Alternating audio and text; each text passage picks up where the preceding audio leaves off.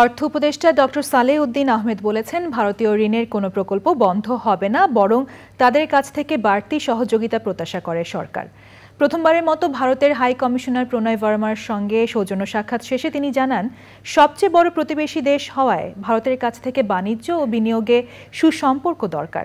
ভারতীয় line of credit এলওসির আওতায় কয়েকটি প্রকল্পের কাজ বন্ধ রয়েছে, এমনকি অর্থ ছাড়ের গতিও ধীর।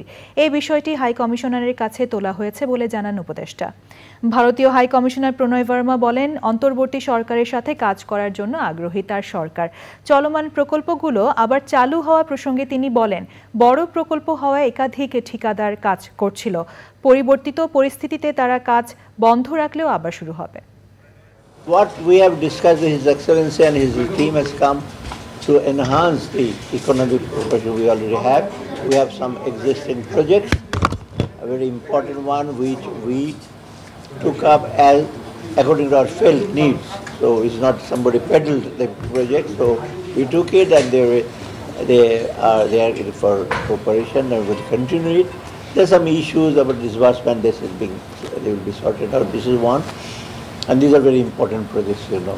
This was, of course, my first meeting with honorable advisors, so I also, this was a courtesy meeting.